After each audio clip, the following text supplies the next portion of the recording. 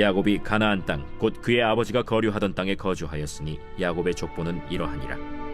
요셉이 17세의 소년으로서 그의 형들과 함께 양을 칠 때에 그의 아버지의 아내들 빌하와 실바의 아들들과 더불어 함께 있었더니 그가 그들의 잘못을 아버지에게 말하더라. 요셉은 노년에 얻은 아들이므로 이스라엘이 여러 아들들보다 그를 더 사랑하므로 그를 위하여 채색옷을 지었더니 그의 형들이 아버지가 형들보다 그를 더 사랑함을 보고 그를 미워하여 그에게 편안하게 말할 수 없었더라. 요셉이 꿈을 꾸고 자기 형들에게 말하매 그들이 그를 더욱 미워하였더라. 요셉이 그들에게 이르되 청하건대 내가 꾼 꿈을 들으시오. 우리가 밭에서 곡식단을 묶더니 내 단은 일어서고 당신들의 단은 내 단을 둘러서서 절하도이다. 그의 형들이 그에게 이르되 내가 참으로 우리의 왕이 되겠느냐? 참으로 우리를 다스리게 되겠느냐? 그의 꿈과 그의 말로 말미암아 그를 더욱 미워하더니 요셉이 다시 꿈을 꾸고 그의 형들에게 말하여 이르되 내가 또 꿈을 꾼즉 해와 달과 11별이 내게 절하도이다. 그가 그의 꿈을 아버지와 형들에게 말하매 아버지가 그를 꾸짖고 그에게 이르되 내가 꾼 꿈이 무엇이냐? 나와 내 어머니와 내 형들이 참으로 가서 땅에 엎드려 내게 절하겠느냐? 그의 형들은 시기하되 그의 아버지는 그 말을 간직해 두었더라. 할렐루야. 우리에게 참된 사랑과 평안을 주시는 주님의 이름을 찬양합니다. 우리 아름답고 놀라우신 하나님 앞에 우리 감사와 찬양과 영광과 존귀의 큰 박수 올려드리며 나아갑니다. 우리의 평강의 근원, 우리의 소망의 근원, 우리의 삶의 이유 되신 주님의 이름을 찬양합니다. 우리 주님 홀로 영광과 찬양을 받아 주시옵소서. 아멘. 네, 우리 하나님의 놀라운 은혜 가운데 한 몸이를 우리 포도의 성도들 한번 바라보시면서요. 오늘 이 시간 영상으로 함께 예배하는 우리 글로벌 포드 식구들을 향해서도 우리 한번 따뜻한 사랑과 격려와 축복의 박수를 서로에게 보내도록 하겠습니다. 주님의 놀라우신 은혜가 우리 모두에게 있게 되기를 주님의 이름으로 축복합니다. 할렐루야. 사랑하는 여러분, 성령 충만하십시오. 말씀 충만하십시오. 네, 오늘도 함께 드리는 이 예배를 통해 하나님을 아는 지식과 우리의 내면이 크게 성장하고 자라나는 은혜가 있게 되기를 주님의 이름으로 축복합니다. 우리 옆 사람과 이렇게 한번 인사하겠습니다. 거저 주시는 은혜는 있어도 거저되는 성장은 없습니다. 이렇게 한번 축복하시겠어요? 거저 주시는 은혜는 있어도 거저되는 성장은 없습니다. 주 안에서 우리 함께 지음받고 자라나는 우리 사랑하는 포도의 성도들 되시기를 주님의 이름으로 축복합니다. 여러분, 이 넬슨 만델라 잘 아시죠? 이 만델라는 단순한 정치인이 아니라 이 남아프리카 공화국의 구조적 인종차별을 무너뜨린 아주 상징적인 인물입니다. 27년간 부당하게 이 감옥에 갇힌 후에도 그는 백인 정권에 복수하지 않고 오히려 화해와 또 용서의 정치로 이 나라를 안정시켰고요. 권력을 잡고도 사리사욕을 추구하지 않고 단임만 하고 물러납니다. 그러니까 이러한 그의 존재가 인류 역사의 전환점이 되었다고 평가할 정도인데요. 단순한 정치적 승리가 아닌 도덕적 우월성과 인격으로 그 개인과 국가를 변화시킨 지도자로서 이는 세계사에서 거의 유례가 없는 리더십으로 평가받곤 합니다. 그런데 이러한 그의 통찰력, 절제, 포용, 용서와 공감 능력은요, 다름 아닌 27년간의 감옥에서 만들어지고 완성된 것이었습니다. 그는 이렇게 고백합니다. 감옥은 나를 부쉈지만 동시에 나를 만들었다. 이 만델라는 27년의 감옥 생활 동안 자신을 핍박한 백인 간수들, 차별적 제도, 고립과 분열로 가득한 그 파괴적인 구조와 매일 부딪혔어요. 그러나 그 부조리한 백인 간수들과의 관계 속에서 인내를 배우고 분노를 다스리는 법을 학습했고요. 상대의 인간성을 보는 통찰과 시야의 확장을 이루고 원수를 포용하는 용서와 화의로 그의 인격과 성품을 완성해 나갔습니다. 인류 역사의 전환점이 되었다고 평가되는 한 사람의 인생이요, 이 파괴적인 관계 구조 속에서 성장하고 성숙하게 된 것이죠. 오늘 우리가 함께 살펴볼 요셉의 삶 또한 마찬가지였습니다. 요셉은 구약 시대 예수 그리스도를 예표하는 인물로서 이 하나님 나라의 리더십, 성품, 은혜, 구속사적 패턴이 이 집약적 대표적인 모델로 보여진다라고 할 수 있는 상징적 인물입니다. 그러니까 요셉은 그야말로 성경에서요 가장 완성도 높은 인간이라고 할 수 있습니다. 요셉의 삶의 그 면면을 들여다봤을 때 그에게는 그야말로 인간미를 찾아보기 힘들어요. 아니 어떻게 이러한 상황에서 인내할 수 있는지, 죄를 거부할 수 있는지, 용서할 수 있는지, 여전히 약속을 신뢰하고 절망하지 않을 수 있는지, 모든 고난을 선하신 하나님의 구속과 경륜 안에서 해석할 수 있는지 말이죠. 사람이라면 이 정도 유혹에 좀 흔들리기도 하고, 아니 이러한 모진 시련 앞에서 원망과 절망을 좀 토로하기도 하고, 실수하기도 하고, 넘어지기도 해야 하는데 말이에요. 하지만 성경에서 그는 직접적인 죄로부터 깨끗하게 구별된 몇 안 되는 인물입니다. 그는 지독하게 불의한 상황에서도 결코 신실함을 잃지 않았어요. 한낱 노예 출신인 죄수가 제국의 총리가 되기까지 그는 문화적, 영적, 신앙적으로 완전한 단절을 경험했을 텐데요.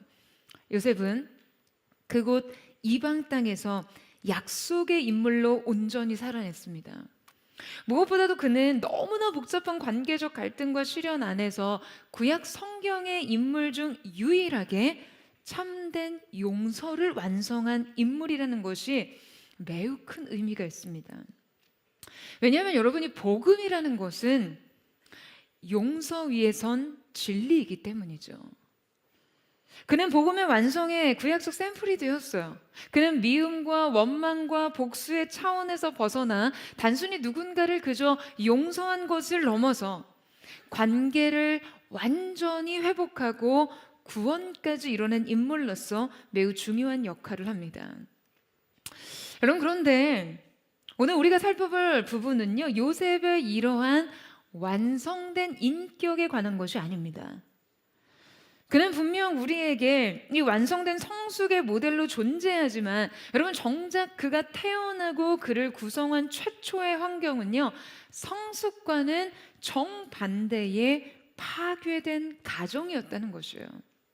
즉 하나님의 절대적 은총과 특별한 은혜가 머무는 인생조차도 결국 관계의 사회성에 속해 있으며, 특별한 부르심이 있다 해도 우리의 삶은요 결국 이 문제투성이인 관계적 조건 속에서 성장한다라는 것이죠. 따라서 오늘 우리는 그가 보여준 성숙의 결과보다 지금 그 성숙이 어떠한 파괴적인 출발점에서 시작됐으며, 또 이 시작에도 불구하고 어떻게 이 완성의 단계로 나아갈 수 있는지를 살펴보고자 하는데요.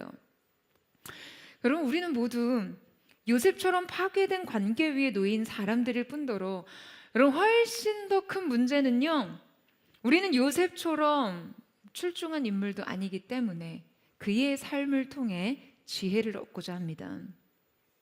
요셉의 삶을 통해 우리가 기억해야 할 중요한 핵심은 특별한 부르심조차도 관계의 사회 속에서 성장한다입니다. 자, 여러분 저를 한번 따라해 보시겠어요? 특별한 부르심조차도 관계의 사회 속에서 성장한다. 자, 여러분 요셉은 하나님의 특별한 은총을 입은 인생이었죠. 자, 앞서 말씀드린 것처럼 지금 그는 구약에서 예수 그리스도를 예표하는 인물이었고 성숙의 완벽한 모델을 제시하는 인물이었어요.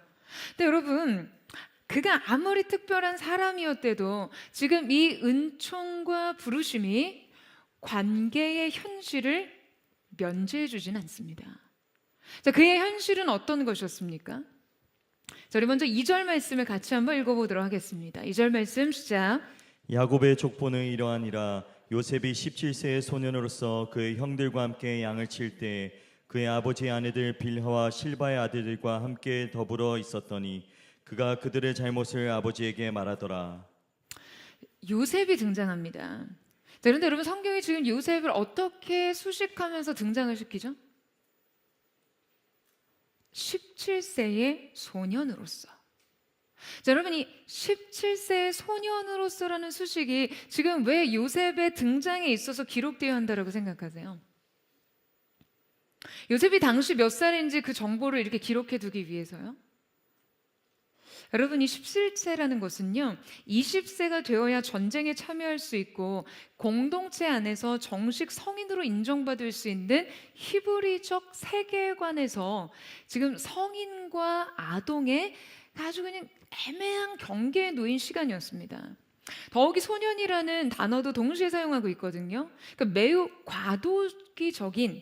과도기적 존재로서 요셉을 설명하고 있는 것이죠. 여러분, 성경은 분명 그를 등장시키며 완성된 영웅으로 묘사하지 않습니다. 완성된 성인이 아닌 성장해야 할 존재로 설정하며 시작하고 있죠. 저는 성경이 요셉의 이야기를 본격적으로 시작하면서 그를 17세 소년이라고 기록한 이유가 어쩌면 그의 미성숙한 상태를 강조하기 위함이 아닐까라는 생각을 해봅니다. 그리고 뒤이어 성경은 그의 행동에 대한 대표적인 사건을 소개하고 있는데요. 자, 여러분, 그게 뭡니까? 지금 요셉이 형들과 양을 칠 때 그들의 잘못을 아버지에게 얘기했다는 거예요.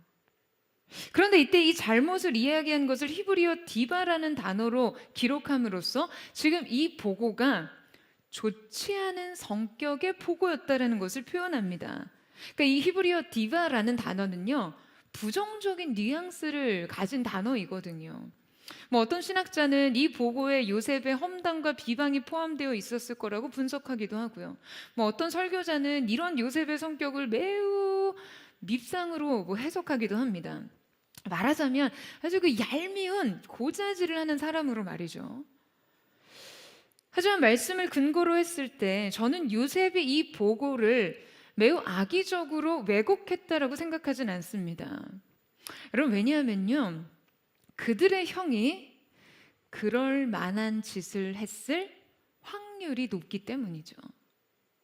여러분, 우리가 요셉의 상황과 관계를 이해하기 위해서 앞서 그의 가정 배경에 대해 살펴볼 필요가 있는데요.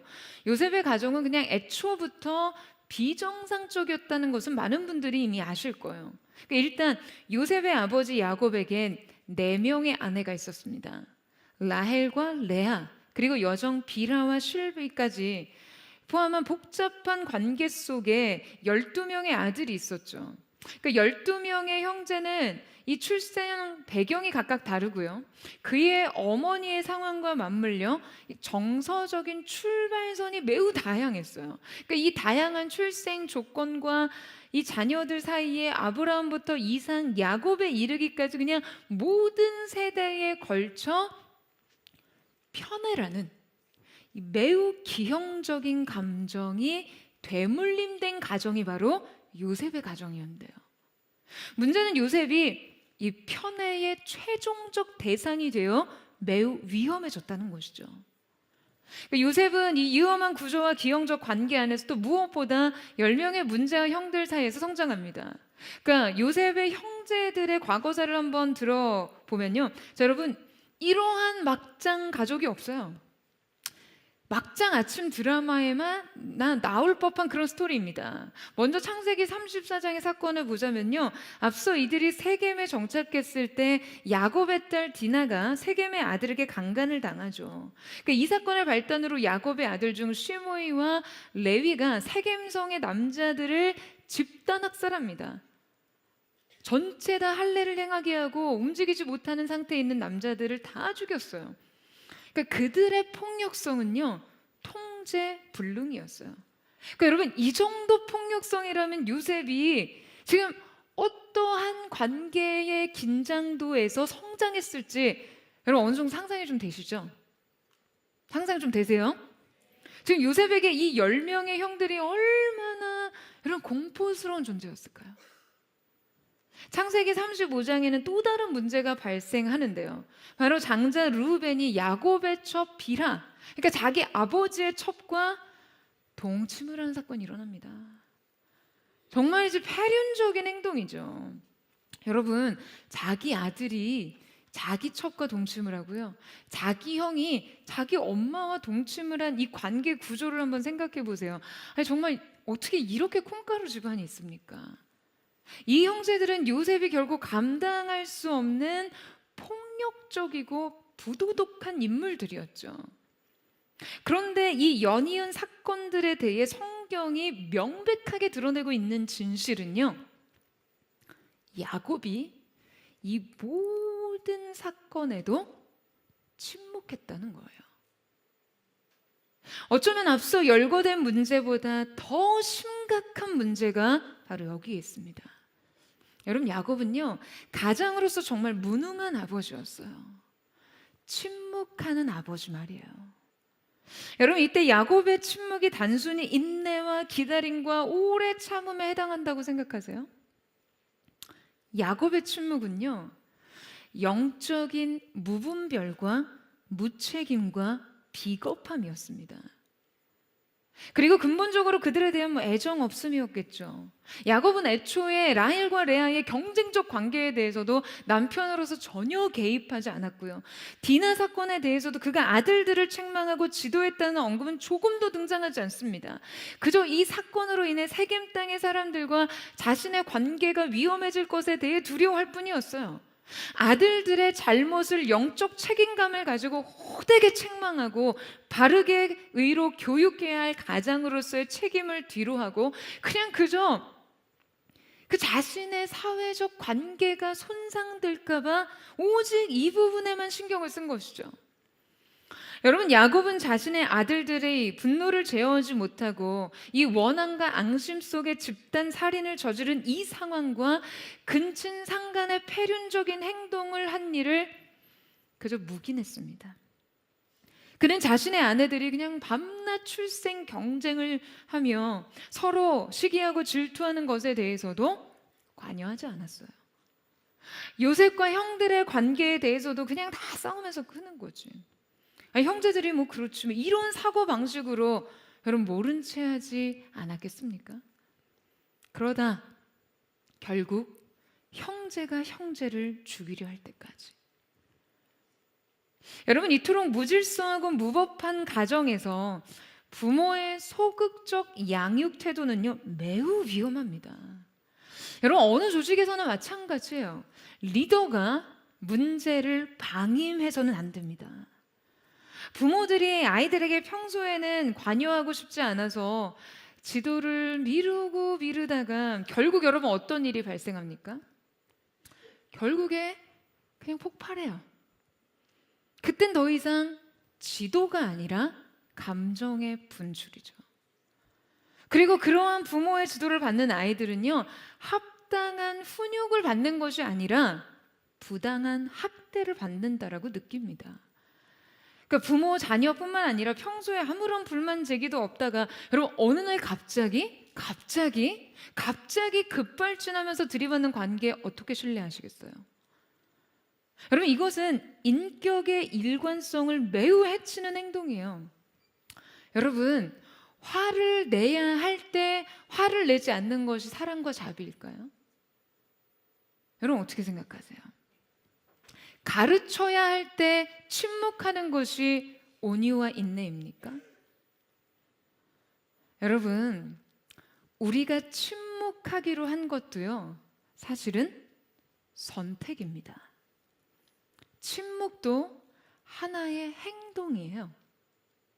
여러분, 사랑이라는 것은 언제나 허물과 죄를 못 본 채 하고 그냥 참고 인내하며 침묵해야 한다며 그 사랑에 대해 그냥 입맛대로 비트는 것이 세상의 특징입니다. 사랑을 왜곡하는 것이 사단의 목적이에요. 왜? 우리가 사랑을 이해할 수 없고 바르게 사랑하지 못해야 여러분 하나님을 잘 알 수 없잖아요. 하나님은 사랑이시니까요. 진짜 사랑은요, 여러분 바르게 함에 책임이 따르는 것이죠. 여러분 아멘이세요? 지금 당시 고대 근동지방에서 가장의 역할은 도덕적인 재판관이었고 영적인 지도자였으며 공동체의 조정자였습니다. 야곱은 가장으로서 자기 책임을 다하지 않았어요. 그는 아들들의 영적, 도덕적 타락을 방임했습니다. 자, 그런데 이때 2절에서 유독 성경이 요셉의 등장과 더불어 그에 대해 설명하면서 지금 그가 자기 아버지에게 형들의 잘못을 언급했다라는 것을 왜 굳이 기록하고 성경이 언급했어야 할까요? 여러분, 지금 이 부분이 야곱과 요셉 사이에 매우 대조적인 부분이라고 생각하지 않으세요? 지금 2절에서 그가 그들의 잘못을 아버지에게 말하더라 라고 한 이 말 속에는 성경의 기조상 부정적 뉘앙스가 있고 또 많은 신학자들이 이 리포트의 부정적 측면을 강조하긴 하지만요, 여러분, 적어도 우리가 파악할 수 있는 사실은 그가 험담을 했건 가장을 했건 분위기 파악을 못했건, 여러분, 어쨌건 요셉은 아버지 야곱조차 분별하지 못했던 이 형들의 잘못을 판단하고 있었다라는 것이죠. 여러분, 요셉의 형들의 삶은 이미 도덕적으로 붕괴되어 있었고 지금 삶의 방식 자체가 폭력적이었어요. 저는 요셉이 분명 아버지조차 방임하고 침묵하고 있었던 이 가정의 문화 속에서도 옳고 그름을 판단할 수 있는 분별력과 감수성을 가졌다라고 생각합니다. 아버지 야곱조차 개입하지 않고 지도하려고 하지 않았던 영역에서도 지금 요셉은 형들의 잘못을 판단하고 분별하고 있었다는 거죠. 여러분, 하지만 문제가 뭐예요?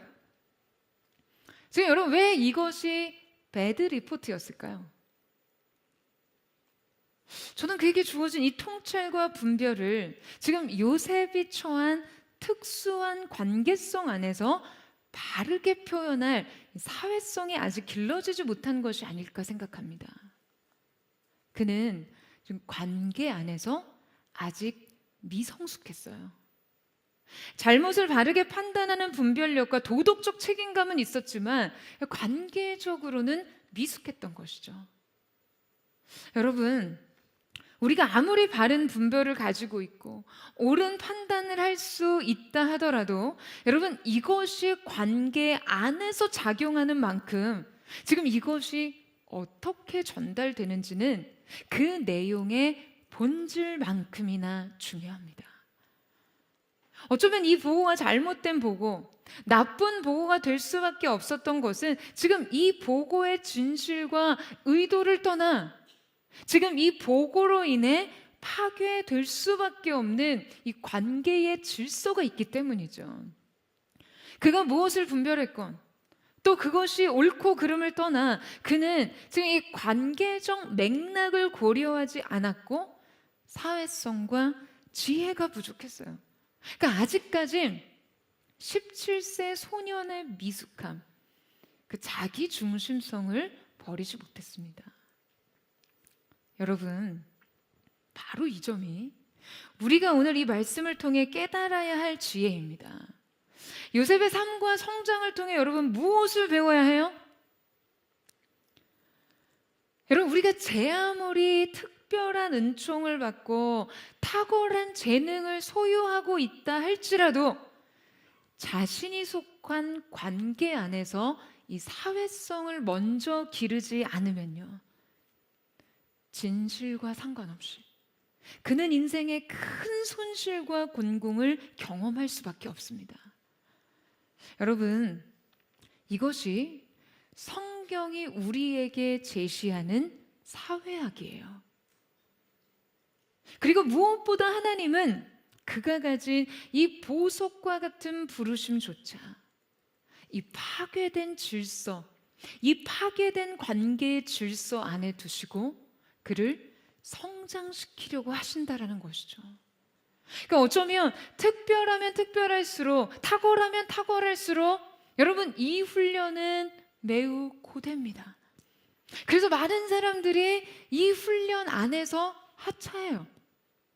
이 관계의 문제를 더 못 버티고 부르심의 자리를 이탈하곤 합니다. 사랑하는 여러분, 여러분이 어떠한 관계 안에 속해 있든 그 안에서 자기 성장의 과제를 발견하세요. 할렐루야. 하나님의 부르심이 어떻게 완성되는지, 지금 그 부르심이 완성되기 전에 먼저 그 사회성의 성숙이 왜 필요한지 여러분 오늘의 말씀을 통해 배우시기를 주님의 이름으로 축원합니다.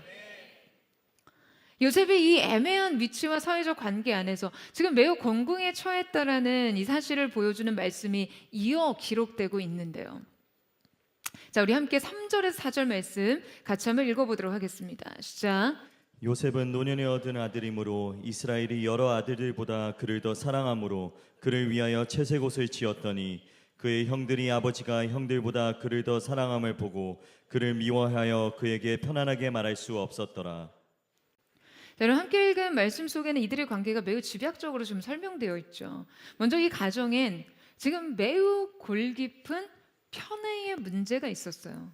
이 편애는 이스마엘과 이삭 사이에서, 에서와 야곱 사이에서, 또 10명의 형들과 요셉 사이에서 계속해서 되물림된 비극적인 가족의 유산이었습니다. 그러니까 여러분이 잘못된 사랑이요, 세대를 거듭하며 가정을 찢고 있었어요.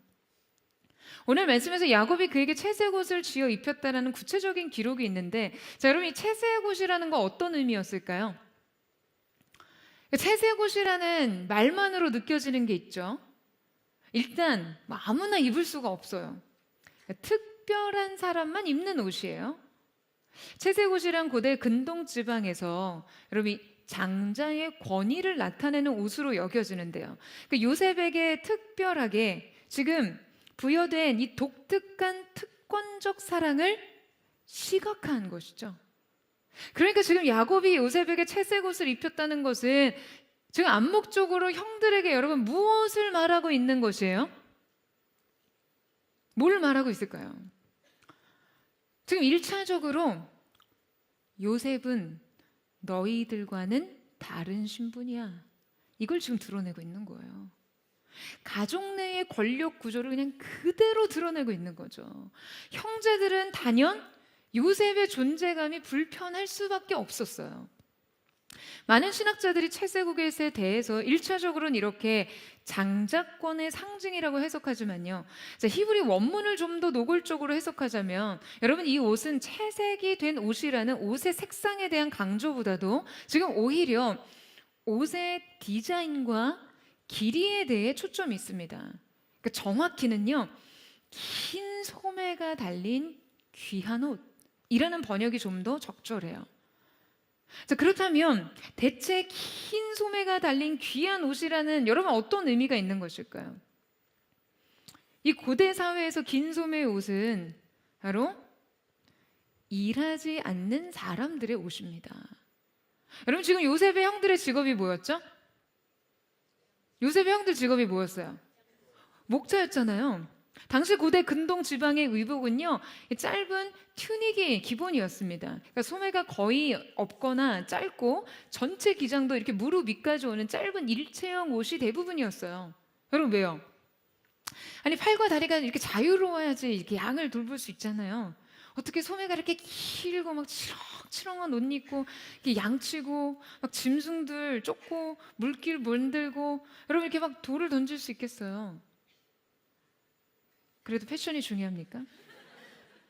소매가 길고 귀한 옷은요, 결코 목자들이 들에서 입는 옷이 될 수 없었겠죠. 자, 그러니까 본문에서 언급하고 있는 것처럼 아버지 야곱이 요셉에게 양을 치는 형들 사이에 보내다 하더라도 지금 그에게는 이 노동의 의무가 없었다는 것을 이 옷만으로 지금 매우 노골적으로 표현했던 거예요. 그렇다면 이때 요셉이 채색옷을 입고 들에 나가 형들 사이에 섰을 때, 자, 요셉의 위치와 역할은 여러분 무엇이었겠습니까? 지금 일도 안 할 거면서 들에 왜 나온 거예요? 말하자면 형들의 관리자, 감시자가 되는 거예요. 요셉은 형들 사이에서 동생이 아니라 아버지의 대변인, 아버지의 대리인이 되었습니다. 그러니까 채색옷이라는 것이 그 자체로 요셉과 형들 사이를 완전히 좁힐 수 없도록 만들고 그냥 가시 같은 존재로 만들게 된 것이죠. 여러분, 성경은 이 잘못된 사랑이 어떠한 결과를 초래했다라고 기록하고 있습니까? 그의 형들이 아버지가 형들보다 그를 더 사랑함을 보고 그를 미워하여. 여러분, 요셉의 미숙함은요 갈등의 기폭제가 될 수는 있었지만 성경은 매우 분명하게 이 미움의 원인이 요셉에게 있었던 것이 아니라, 요셉의 문제가 아니라 잘못된 사랑 때문이었음을 명시합니다. 그러니까 아버지의 이 불균형한 사랑은 이 가정의 구조를 매우 기형적으로 만들었고 결국 요셉과 형들의 소통을 원천적으로 차단했어요. 그에게 편안하게 말할 수 없더라. 형들과 대화가 단절됐고요. 감정이 단절됐고 공존이 어려운 상태라는 것이죠. 그러니까 이 긴장과 갈등의 골이 너무나 깊었어요. 여러분, 요셉이 훗날 10명의 형들에게 인신매매를 당하잖아요. 사실상 그들은 요셉을 본래 죽이려고 했습니다. 살인을 저지르려고 한 거예요. 정말 무시무시한 범죄였죠. 자, 오늘 말씀 24절과 25절 말씀에 보면요, 그들이 동생 요셉을 죽이려 하다가 루벤이 아버지를 생각해서 죽이기까지 하지 말자라고 설득한 후에 요셉을 구덩이에 던져두거든요. 그런데 그때 그들이 지금 이렇게 요셉을 구덩이에 처박아 두고선 여러분 무엇을 했는지 아세요? 여러분, 25절 말씀에 그들이 앉아 음식을 먹었다, 음식을 먹다가라고 기록하고 있습니다. 자, 여러분, 뭘 했다고요? 지금 동생을 죽일까 말까? 죽여 말어. 자기네들끼리 옥신각신하다가 일단 구덩이에 쳐 넣은 뒤에요, 자기네들끼리 둘러 앉아서 밥을 먹고 앉아 있다는 거예요. 여러분, 지금 이 밥이 목구멍에 넘어갑니까? 여러분, 이들이 지금 인간인가요? 여러분, 바로 이것이 그들의 도덕성이었어요. 그들의 양심과 인격이요, 그들의 인간성과 그들의 이 도덕성은 완전히 붕괴된 바닥을 보이고 있었습니다. 비극적인 것은 요셉은 그들로 인해 죽을 수도 있는 인생이었다라는 거예요. 여러분, 우리가 지금 이 말씀을 통해 무엇을 알 수 있습니까? 그 사람의 부르심과 자질이 어떠하든지 간에 관계 안에서 분명 애매한 고난과 상처를 입을 수 있다라는 거죠. 여러분, 우리가 때로 살면서 우리가 잘못한 것이 없어도요 그냥 미움을 당할 수밖에 없는 관계가 있을 수 있습니다. 미움과 소외의 원인이 애초에 이 관계의 구조에 있는 것이죠. 관계의 설정부터 이기심이 관계의 기본값이고요, 악의가 태도고 적대감이 감정이 되어버린 사람들이라 뭐 그들을 당해낼 수도 방어할 수도 없는 관계가 있어요. 그런데 이런 관계에서 도저히 벗어날 수 없을 때 여러분, 대체 우리는 어떻게 해야 할까요? 여러분, 오늘 말씀이 우리에게 가르치는 것에 귀를 기울여 보세요. 무고한 요셉, 선량한 요셉은 왜 이러한 환경에 던져져야 했을까요? 대체 요셉은 왜 이토록 잔인하고 무정하고 부당한 관계 안에서 성장해야 했나요? 대체 왜 요셉은 이유 없이 미움을 받고 생명의 위협까지 받아야 했던 것이죠? 여러분, 우리가 요셉의 삶을 통해 반드시 기억해야 할 것이 있습니다. 그것은 바로 부르심은 하나님께서 주시지만 우리의 성숙은 반드시 관계 속에서 길러진다는 것이에요. 여러분, 아멘이세요? 부르심은 은혜이지만 성숙은 책임입니다. 요셉은 하나님의 특별한 부르심을 받은 사람이었죠. 그를 통해 이루실 구원과 소명은 매우 특별하고 탁월했습니다. 그래서 그에게는 더 큰 책임이 있었어요. 그 은혜를 완성할 성숙에 대한 책임이요. 그 꿈을 감당할 성품을 길러내기 위해 여러분 그는 관계의 훈련장에 보내진 것이에요. 지금 이 훈련이 아무리 모질고 혹독하다 해도 이 훈련을 통해 성장과 성숙을 길러낼 때 여러분 그는 하나님의 원대한 꿈을 이룰 수 있는 자질을 갖추게 됩니다. 할렐루야. 여러분 물론 이 과정이 그에게 얼마나 아팠겠어요. 가족들에게 당한 이 심각한 학대와 폭력이 뭐 우리로서 상상이나 가능합니까? 이 관계의 모든 흔적이 그에게 얼마나 큰 아픔이 되었겠어요. 하지만 여러분, 절대 관계의 문제를 자기 인생에서 상처의 재료로 쓰지 마세요. 많은 사람들의 관계의 갈등 속에서 그저 상처받고 끝납니다. 아니 여러분, 관계의 문제를 요셉과 같이 성숙의 재료로 할렐루야. 상처를 통해 공감을 배우고 오해를 통해 언어의 지혜를 배우세요. 배신을 통해 용서의 깊이를 배우고 미움을 통해 사랑의 능력을 배우십시오. 여러분 특별한 부르심을 완성할 자질을 갖추기까지 이 성숙의 책임을 더하세요.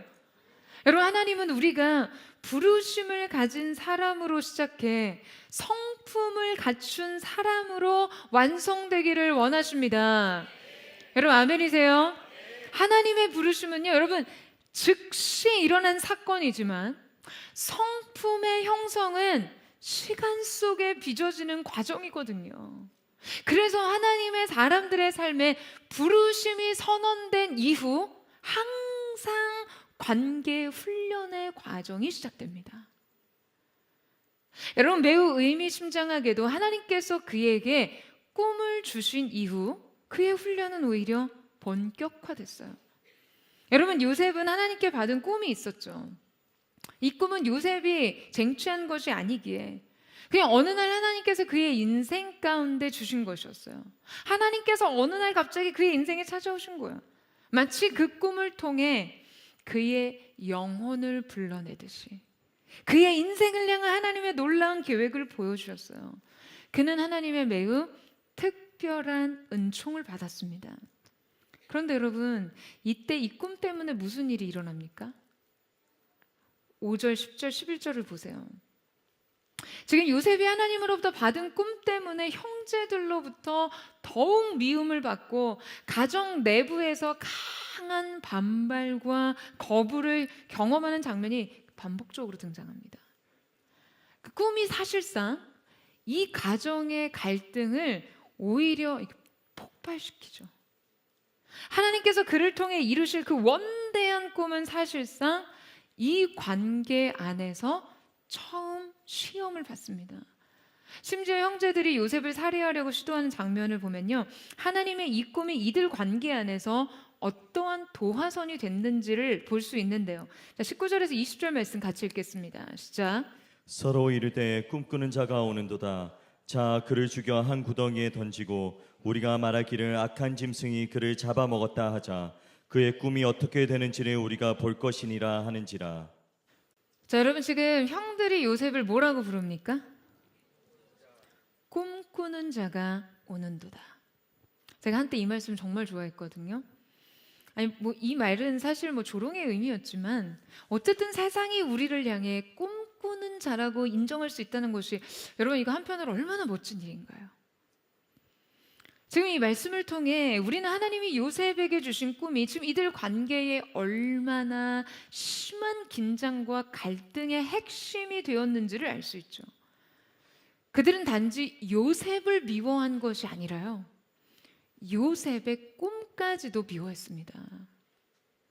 요셉만 시기 질투한 것이 아니라 요셉의 꿈까지 시기 질투했어요. 여러분 다윗이 사울에게 살해 위협을 받았던 결정적인 계기가 무엇이었나요? 다윗의 인생 가운데 머무는 기름 부으심의 특별함이 공개적으로 드러나는 순간 다윗은 시험을 받았어요. 성경은 반복적으로 여호와께서 다윗과 함께 계시니라고 그의 인생 가운데 하나님의 특별한 임재가 표현되는 순간 지금 사울이 이 사실을 두려워하며 심히 노하여 불쾌히 여기며 다윗을 미워하였다라고 기록하고 있습니다. 결정적으로 사무엘이 다윗에게 기름을 붓자 사울의 내면적 불안과 두려움은 방아쇠가 당겨집니다. 사울이 죽인 자는 천천히요 다윗은 만만이라 여인들의 노래가 사울의 이 질투와 시기를 폭발시켰어요. 트리거가 됩니다. 여러분, 우리가 이 말씀을 통해 무엇을 알 수 있나요? 하나님의 부르심이 부재하는 인생보다 하나님의 부르심과 은총이 그 인생 가운데 머무는 사람이 이 땅에서 훨씬 더 큰 관계적 긴장을 경험할 수밖에 없다라는 사실이에요. 그리고 그 탁월함의 그림자에는 언제나 시기와 질투가 도사리고 있다는 것이죠.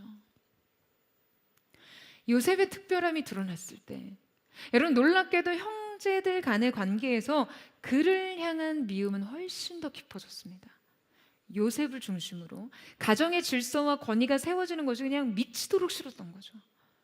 형제들은 이 힘의 관계에 매우 민감했어요. 결국 그 꿈으로 인해 형제들은 오히려 그 미움과 분노를 폭력과 살인으로 노골적으로 표현될 수밖에 없을 지경까지 이르게 됩니다. 여러분, 자, 그렇다면 꿈을 꾸지 말아야 될까요? 여러분, 심정적으로 어떻게 느끼세요? 그냥 은총을 거부하고 하나님의 특별한 선택과 부르심이 제발 내 인생을 향하지 않도록 해야 할까요? 내 인생의 탁월함과 출중함을 결코 노출시키지 말고 꽁꽁 싸매면서 살아요? 여러분, 중요한 것은요, 그 꿈을 담아내는 인격의 지혜입니다. 여러분, 앞서 요셉이 꿈을 꾸는 어떤 행동을 했습니까? 그는 형제들에게요, 그 꿈을 곧이곧대로 나눕니다. 이 행동에 대해서 여러분 어떻게 생각하세요? 어떻게 생각하세요? 여러분, 요셉의 꿈은 사실상 요셉 인생의 핵심이었어요. 하나님께서 그의 인생 전체를 통관하여 이루고자 하시는 것을 보여주셨잖아요. 자, 그런데 문제는 요셉이 아직 심리적으로 미성숙한 상태였다는 거예요. 그러니까 요셉에게 나쁜 의도는 없었지만 그는 아직 어렸고 지나치게 순진했어요. 그러니까 자신의 말이 지금 내 의도와 달리 상대에게 어떻게 해석되고 지금 그 상대의 감정에 어떠한 영향을 미칠지에 대한 분석이 전혀 없었던 것이죠. 여러분, 형제들은 이미 아버지의 편애로 인해 요셉을 몹시 미워하고 있었거든요. 그들은 가정의 위계 질서와 권력에 민감했지만 지금 요셉은 그런 형들의 감정선을 읽을 수 없는 상태였어요. 형들이 자신을 경쟁 상대로 의식한다는 생각을 할 수 없었던 것이죠. 그에게 아직 이 권력에 대한 의식과 감수성이 발달하지 못했으니까요. 그러니까 더욱이 그가 형들이 들으면 불쾌할 수도 있었던 꿈을 지금 매우 직설적으로 이야기했던 것은 자신이 특별하다는 자의식을 지금 노골적으로 표현한 계기가 된 것이죠.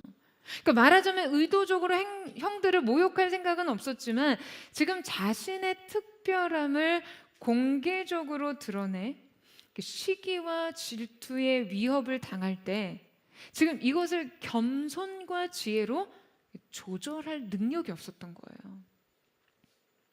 여러분, 여러분의 인생에 하나님께서 주신 특별한 꿈, 탁월한 자질, 남다른 은사들은요, 이것이 사람들에게 쉽게 나눠질 때 오히려 시험을 받을 수 있다는 것을 주의하셔야 합니다.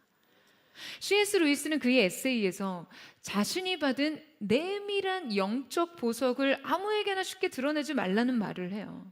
그러니까 그것을 아무에게나 쉽게 드러냈다가는 조롱을 받을 뿐 아니라 위험할 수 있다는 거죠.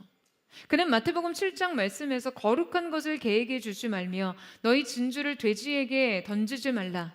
그들이 그것을 발로 밟고 돌이켜 너희를 찢어 상하게 할까 염려하라라는 말씀을 이렇게 적용하고 있어요.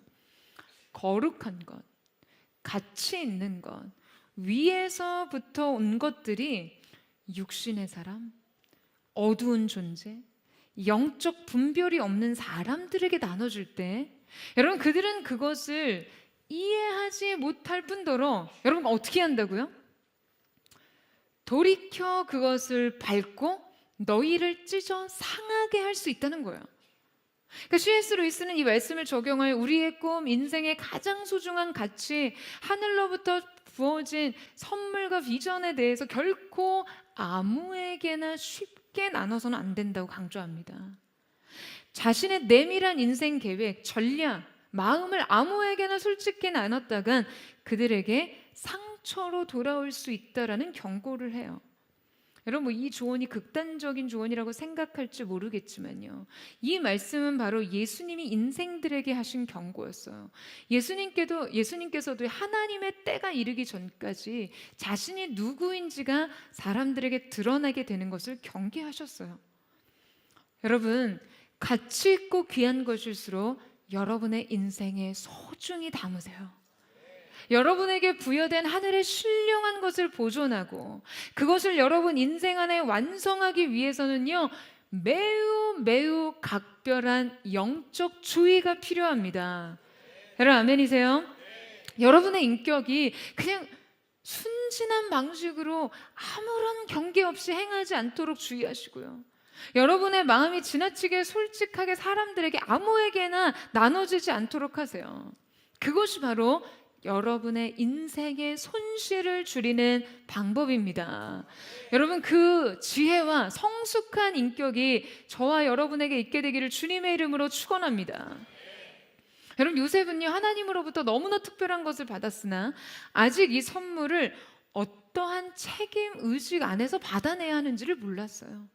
그래서 하나님은 그를 관계 학교를 통해 혹독하게 훈련시키십니다.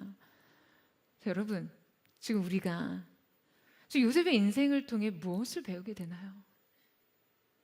영적 부르심에 맞게 반드시 성장해야 하는 것이 바로 관계적 성숙이라는 것이죠. 우리의 인생의 부르심과 기름 부으심은 위로부터 주어지는 것이죠.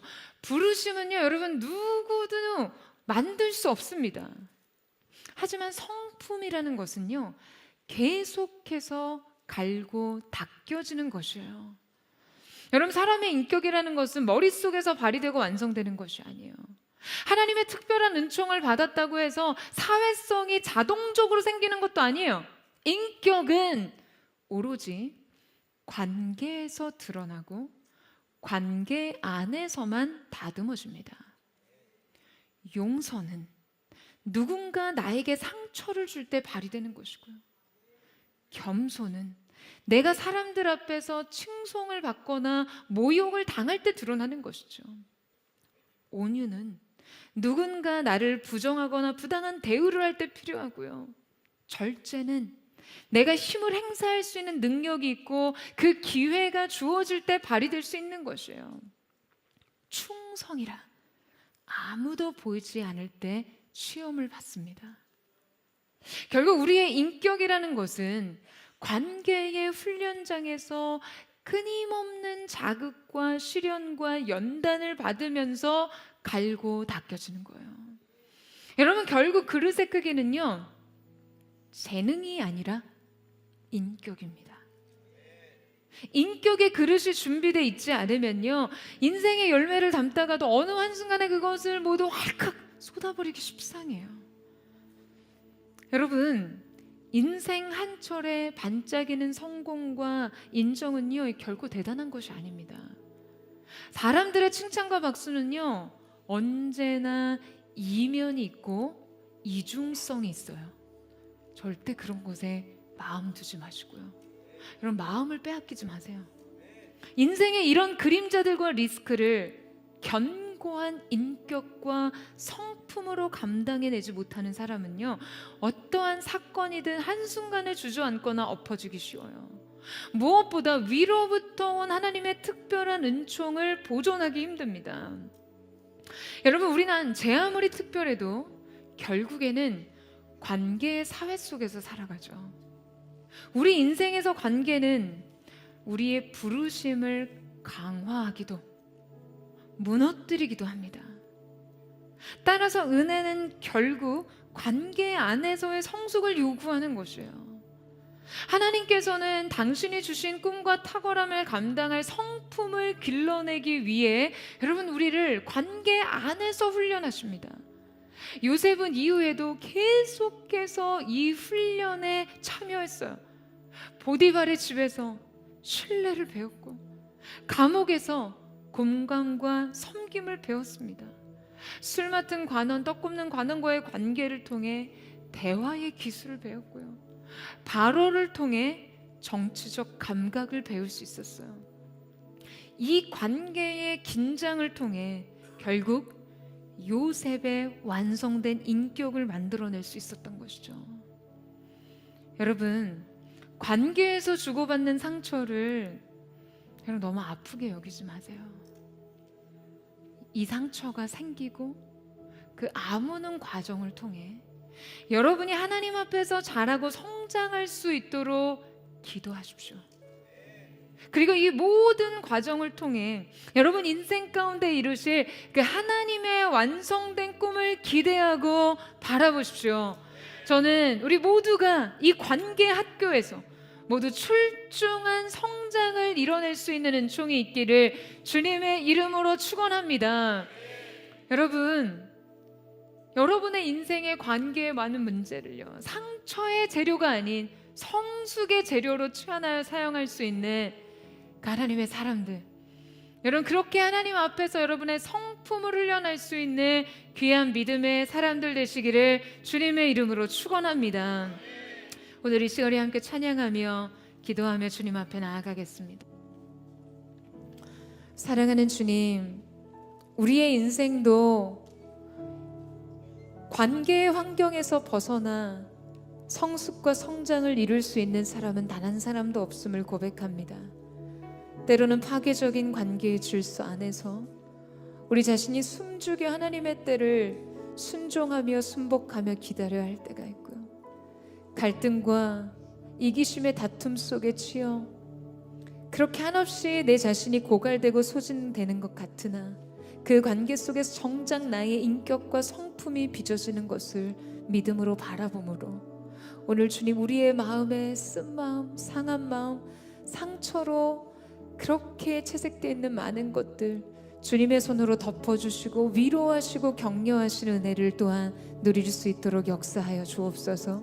우리 그 마음으로 주님 앞에 나아갑시다. 오늘 주님 앞에 고백하며 나아갈 때 나를 바라보시는 주님의 시선 안에서 주님의 뜻을 보기를 원합니다. 나의 사랑, 너는 어여쁘고 참 귀하다. 어느 보석보다 귀하다. 내가 사랑스럽지 않을 때 너를 온전히 사랑하고 너와 함께하려 내가 왔노라. 주의 사랑을 바라보며 나아갑니다. 주의 사랑, 그 사랑은 결코 변치 않아. 모든 계절 돌보시네. 풀은 마르고 꽃은 시드나 주의 말씀은 진실해. 실수가 없으신 주만 바라라.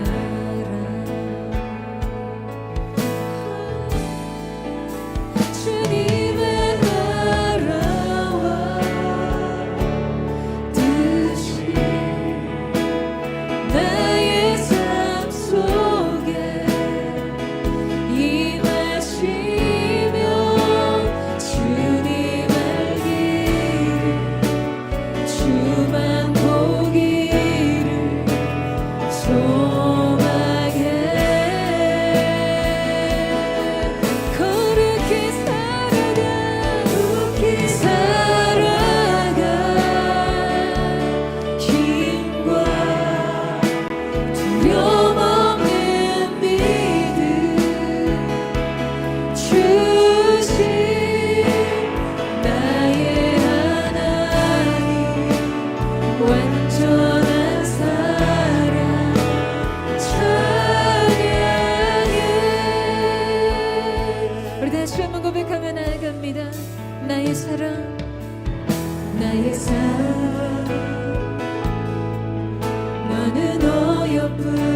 참 귀하다. 너는 보석보다 귀하다. 내가 사랑스럽지 않을 때 너를 온전히 사랑하고 너와 함께하려 내가 왔노라. 주님의 사랑, 그 사랑을 바라봅니다. 주의 사랑, 그 사랑은 결코 변치 않아. 모든 계절 돌보시네. 푸른 마르고 꽃은 시드나 주의 말씀은 진실해. 실수가 없으신 주만 바라라. 주님의 나라와 뜻이 나의 삶 속에 임하시며 주님 알기를 주만 보기를 소망해.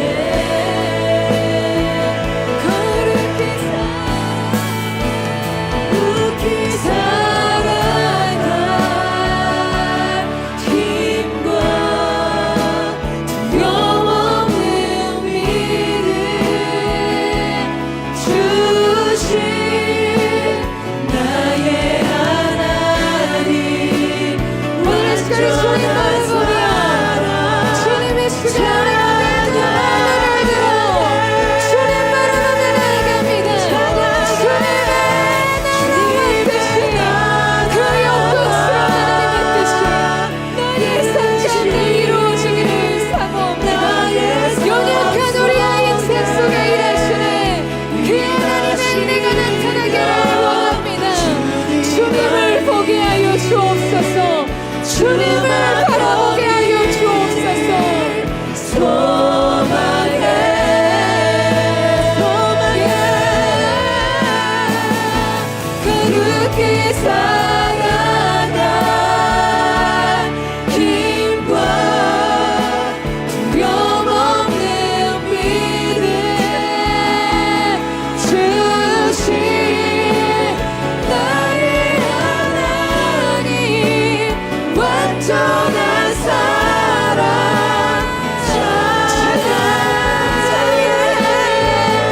주님 바라보며 주님의 나라와 뜻이 나의 삶 속에 임하신 그 안에서 찬양하기를 원합니다. 오늘 거룩한 하나님의 손 안에서 빚어지는 새로운 영혼의 그릇이 되게 하여 주시옵소서. 거룩히 살아갈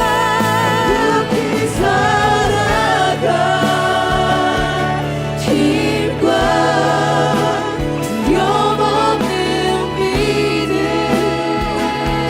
주신 나의 하나님. 완전한 사랑 찬양해.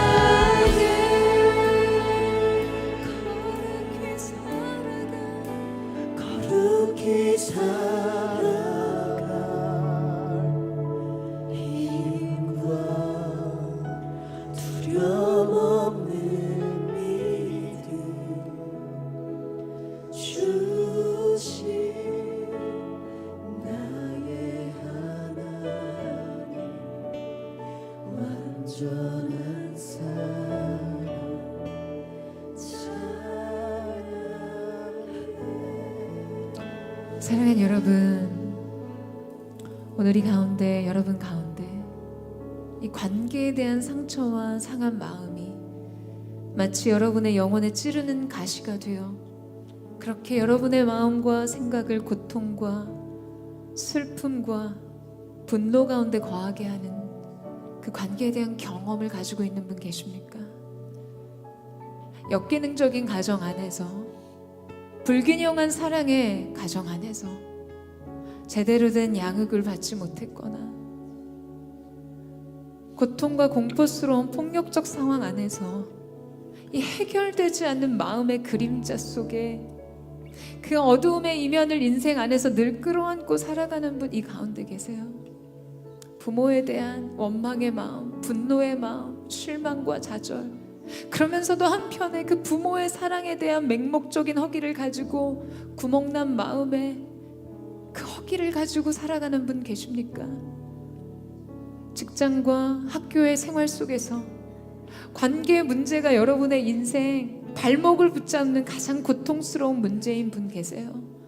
치열한 생존과 경쟁 사회 속에서 수많은 사람들의 시기와 질투 속에서 넘어설 수 없는 관계의 문턱 속에서 좌절하듯 그렇게 넘어져 있는 분들 계십니까? 사랑하는 여러분, 오늘 열린 하늘로부터 하나님의 위로의 성령의 손이 여러분의 마음과 생각을 어루만져 주시기를 기도합니다. 사랑하는 주님은 알고 계세요. 그 모든 순간, 아무도 없었던 그 순간, 그 아픔과 좌절과 상실과 슬픔과 고통을 끌어안고 있었던 여러분을 보고 계셨던 유일한 분, 무엇이든지 독생자 예수를 내어주시기까지 사랑한다고 고백하신 아버지의 사랑이 그 순간에도 여러분 곁에 있었지만 느낄 수 없었던 시간, 오늘 이 시간 주님 우리의 마음과 생각과 내면을 열어주셔서 주님의 사랑으로 오늘 하나님의 사람들을 품어주시고 안아주시기를 원합니다.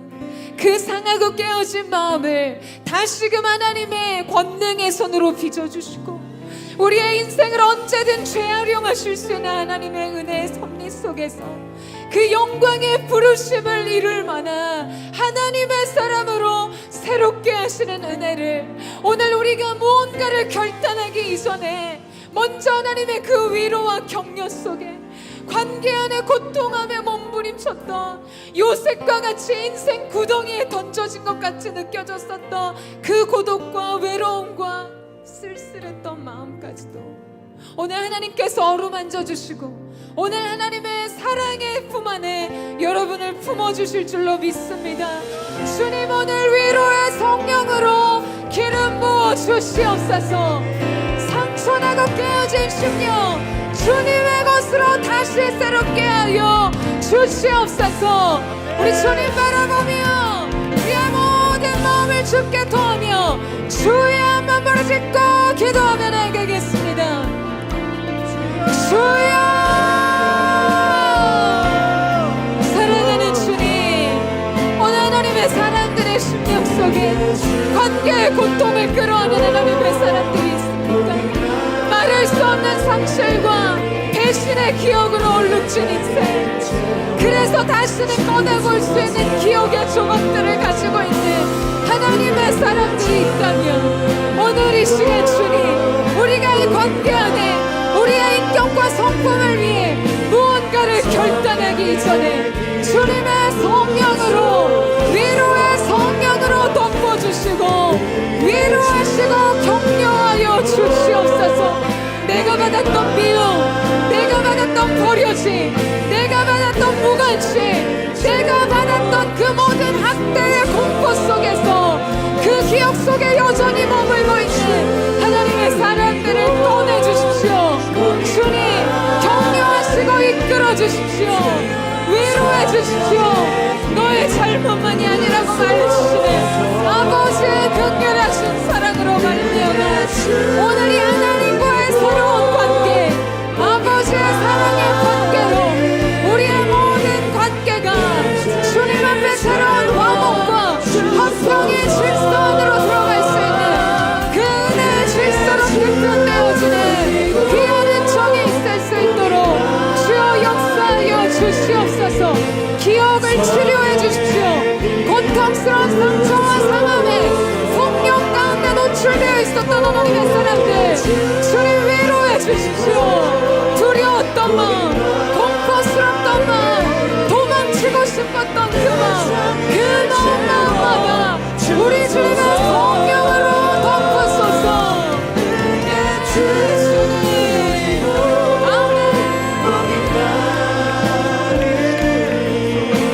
성령의 길을 부으소서. 그의 주이고 목이 마르니 내 잔을 채워 주소서. 마음이 상한 자를 고치시는 주님, 하늘의 아버지 날 주관하소서. 주의 길로 인도하사 자유케 하소서. 새 일을 행하사 붙게 하소서. 성령으로 채우사 성령으로 채우사 주보게 하소서. 주의 임재 속에 은혜 알게 하소서. 주 뜻대로 살아가리 세상 끝날까지. 나를 빚으시고 새날 열어주소서. 그의 주이고 목이 마르니 성령의 길을 부으소서. 그의 주이고 목이 마르니 내 잔을 채워 주소서. 그의 주이고 목이 마르니 성령의 길을 부으소서. 그의 주이고 목이 마르니 주님, 우리가 이 시간 주님을 향해 목청 부르짖습니다. 그의 주이고 목이 마르니 주님의 성령의 사랑을 부으소서. 다시 새롭게 하여 주시옵소서.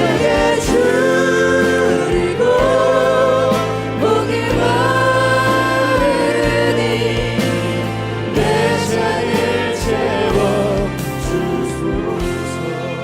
사랑하는 여러분, 오늘 이 자리 가운데 특별히 가정의 폭력과 학교의 폭력, 언어의 폭력, 관계의 폭력 속에 고통했던 하나님의 사람들 가운데 하나님의 특별한 위로의 마음이 부어지고 있습니다. 부당한 대우 속에서, 그 말할 수 없는 폭력의 상황 속에서도요, 결국 네가 잘못했기 때문에 넌 맞아도 사, 넌 이런 대우를 당해도 마땅해 라는 이 파괴적인 관계의 질서와 이 환경 속에서 고통해야 됐던 하나님의 사람들을 우리 주님께서 위로하기를 원하십니다. 외로웠던 마음, 고통 속에 신음했던 그 마음을 우리 주님이 위로하기를 원하세요. 그리고 네 잘못이 아니다 라고 말씀하시는 주님의 음성 안에서 그동안의 모든 상처에 대한 분노, 관계에 말할 수 없는 무기력을 느꼈던 고통, 여러분 자유해지세요. 이제 그 상처를 놓아주십시오. 그 상처를 보내주세요. 이 관계의 문제를 상처의 재료로 쓰는 것이 아닌 영광의 재료로, 하나님의 은총의 재료로, 성장과 성숙의 재료로 전하여 쓰는 믿음의 사람들 되시기를 주님의 이름으로 축원합니다. 오늘 분명 요셉은 야곱조차도 침묵했던 그 모든 불의하고 부조리한 상황 속에 요셉은 무엇이 옳고 그른지를, 하나님의 시선 속에서 무엇이 옳고 그른지를 말했지만 더 큰 미움을 당했어요. 하나님이 그의 인생 속에 주셨던 너무나 큰 꿈, 그 꿈과 비전을 나눴지만 더 큰 미움을 받았어요. 그러나 여러분의 인생 속에 이 애매한 고난과 상처의 자리에서요, 결코 주저앉지 않으시기를 주님의 이름으로 축원합니다. 여러분 일어나세요. 여러분의 인생 속에 여러분의 성품을 다듬으시고 여러분의 인격을 자라나게 하시며 결국 하나님의 영광의 부르심에 합당한 하나님의 사람으로 쓰시고 세우시는 그 하나님의 귀한 섭리 가운데 찬양하며 감사하며 일어나는 하나님의 사람들 되시기를 주님의 이름으로 축원합니다. 여러분의 인생 감옥이 여러분을 부쉈을지라도 또한 그것이 여러분 하나님의 사람으로 일구고 세우고 성장시킬 줄로 믿습니다. 그렇게 하나님 앞에 의탁하며 주님, 내가 나의 성품과 인격을 계속해서 하나님의 뜻 가운데 자라나게 하기를 원합니다. 우리 그 갈망을 담아 주여 한번 부르짖고 우리 합심한 동성으로 기도하겠습니다. 주여, 사랑하는 주님, 불필요한 우리의 인생 속에 애매한 고난과 상처와 고통의 문제였다 할지라도 바로 이것이 오늘 우리의 삶을 다듬고 인격을 조성하고 성품을 향상시키는 하나님의 관계 훈련소 성공한 교였음을 고백합니다. 오늘 주님, 새로운 믿음의 도전, 새로운 순종의 전환, 새로운 관점의 전환이 있게 하여 주셔서 우리를 단련하시는 정답과 같이 새롭게 하신 하나님을 바라보게 하여 주시옵소서. 아멘. 오직 그가 하시나니 나를 단련하신 후에 내가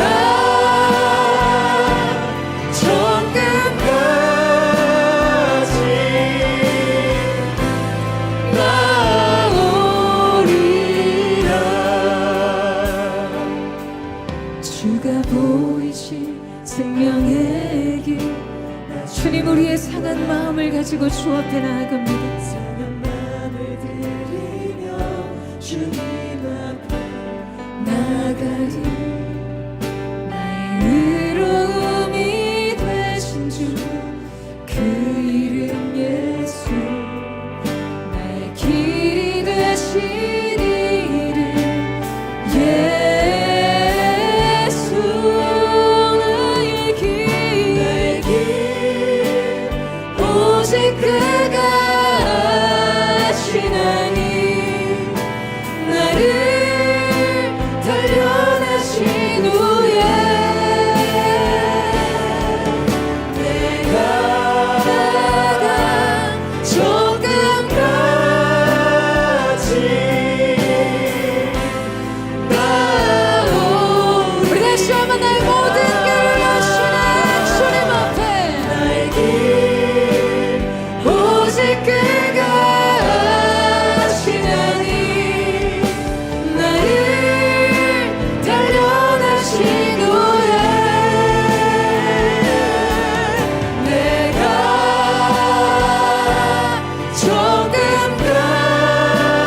조금까지.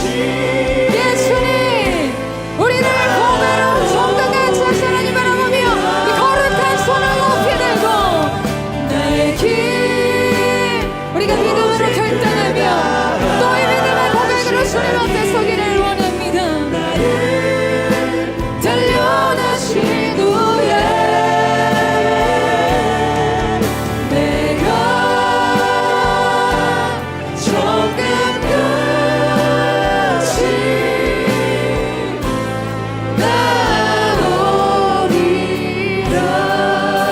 나오리라. 사랑하는 주님, 하나님은 결코 하나님이 사랑하는 자의 고통을 목적 없이 낭비하는 분이 아니심을 믿습니다. 우리의 인생 관계 속에서 상황과 환경 속에서 경험했던 그 모든 것이 결국 우리로 하여금 하나님 앞에서 우리의 인격과 성품을 자라나게 하는 아름다운 관계 훈련소 성품학교가 되었음을 믿습니다. 오늘 하나님의 사람들이 주님 인생의 그 어떠한 재료도 상처와 상함의 재료로 쓰지 않게 하시고 결코 부르심의 자리에서 낙오하지 않고 영광의 부르심의 상을 쫓아 달려나가는 하나님의 사람들 되게 하여 주시옵소서.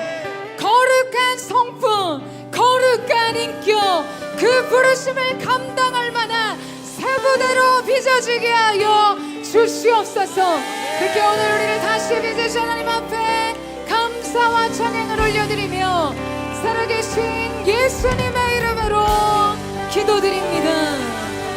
아멘. 오늘 하나님의 사랑의 손 안에서 우리를 빚으시네 우리 토기장이 되신 하나님 앞에 우리 감사와 사랑의 박수 올려드리며 나아가겠습니다.